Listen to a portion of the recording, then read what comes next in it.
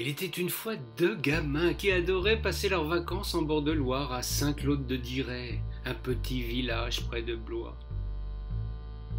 La Seconde Guerre mondiale n'empêchait nullement Gaston d'être un grand-père heureux. Pour les grandes vacances, il recevait dans sa ferme les deux jumeaux intrépides. Ah, qu'il les aimait, ces petits diables! Dès qu'ils étaient à la pêche, Félix et Jacques devenaient miraculeusement calmes. Félix et Jacques n'aiment rien tant que la pêche à la barbotte, à trousse-culotte, comme dit Gaston, le sourire aux lèvres.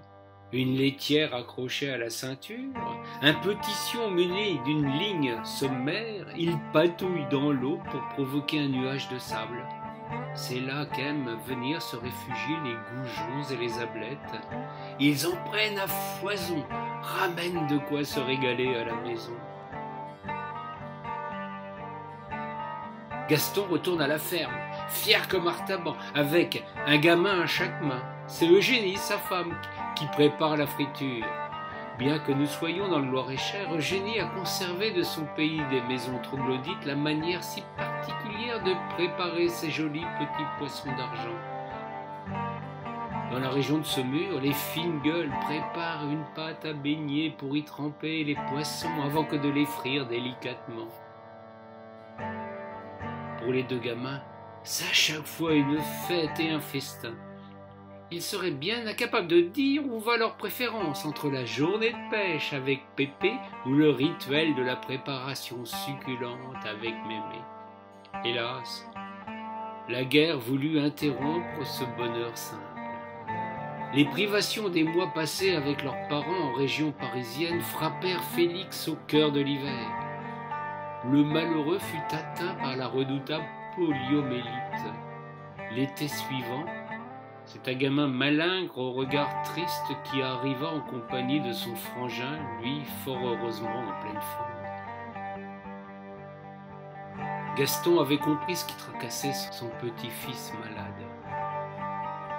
L'enfant était si peu robuste sur ses jambes qu'il se savait incapable de profiter de son plus grand plaisir. Gaston se doutait bien qu'il fallait faire quelque chose, mais il ne dit rien.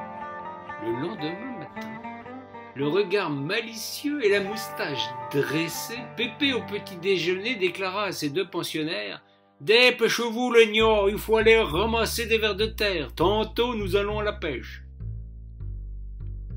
Les exclamations avaient été moins bruyantes que les années précédentes. Jacques n'osait pas exprimer sa joie et Félix se voyait contraint de pêcher de la berge, ce qui, avouons-le, est beaucoup moins drôle. Pour ne pas contrarier Gaston et sa bonne humeur, ils se mirent à fouiller autour du tas de fumier, Jacques à la manœuvre et Félix à l'observation, assis sur une chaise. Après le repas, sans tarder, ils se mirent en route. Gaston les avait assis tous deux à l'arrière du tombereau. Le Pépé tenait le licol pour conduire le brave cheval Ladouce, un beauceron puissant, qui travaillait à la ferme. Félix et Jacques goûtaient avec plaisir ce nouveau mode de transport pour se rendre à la pêche. La maladie de l'un offrait au moins cette fantaisie qui les enchantait tous les deux. Arrivé à la rivière, l'attelage descendit par la cale située juste en face du beau château de la Pompadour à Ménard. Il pêchait habituellement à la pointe de la 4e île. C'est là que les autres années il prenait le plus de friture. Jacques s'apprêtait à sauter pour courir au bord de l'eau quand Gaston lui ordonna de ne pas bouger. Les jumeaux se demandaient vraiment quel tour le Pépé allait leur jouer. Ah, ils ne furent pas déçus. Le cheval, suivi tranquillement par son tombereau, entra dans l'eau. Les deux gamins, toujours juchés sur leur carrosse, observaient la manœuvre sans piper mot. La Douce mit alors le bout du nez vers l'amont, juste dans le prolongement de la pointe de la grande île. L'équipage, placé ainsi à quelques mètres de la rive, parallèlement à celle-ci, Gaston serra le frein à main et va s'asseoir à côté des deux frangins. « C'est de là que nous allons pêcher, leur dit-il, en leur tendant des sions bien plus longs qu'à l'accoutumée. Jacques, frustré de ne pouvoir aller dans l'eau, fit la moue. Par solidarité avec son frère, il ne dit rien pourtant, comprenant le souci du Pépé de ne pas blesser davantage le pauvre Félix. Ils se mirent à l'ouvrage, réalisant de leur curieux promontoire leur première coulée. Jacques bougonna. « Pépé, on prend rien parce qu'on ne mouffe pas. » Gaston attendait cette remarque, qui avait tardé à venir. Il se passa alors quelque chose qui restera à jamais gravé dans la mémoire des enfants.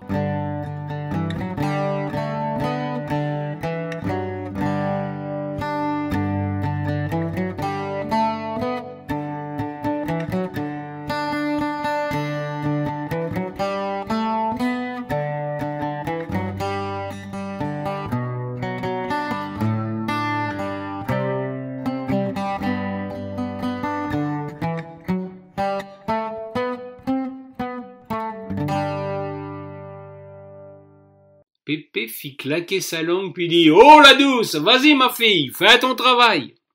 Il y eut alors un moment de grâce, un instant magique. Ce dont Félix était désormais incapable, la douce prit le relais pour le faire à sa place. Inlassablement, la brave jument remet les pattes postérieures. Elle barbotait pour soulever le sable et attirer les goujons et les ablettes.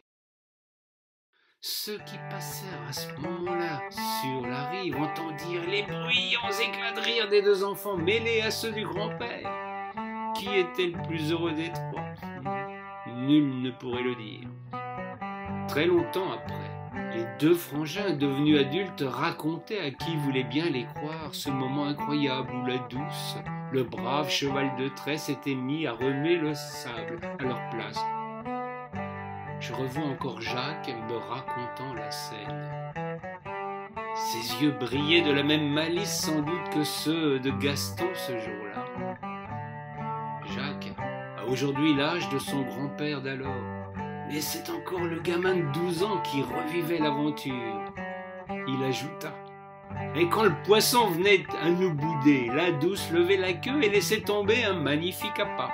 Jamais nous ne fîmes plus belle pêche que celle-là. C'est le bonheur immense de ce jour merveilleux qui donna à mon frère la force de guérir. » Je le laissai à son souvenir. Jacques était toujours assis sur le tombereau à côté de son cher vieux Gaston et de Félix au frêle guibole. La douce remuait le sable. Ce n'était pas la Loire qui coulait là devant moi, mais les larmes du vieil homme qui se souvenait du temps jadis. La plus belle manière de le remercier était de lui offrir ce récit.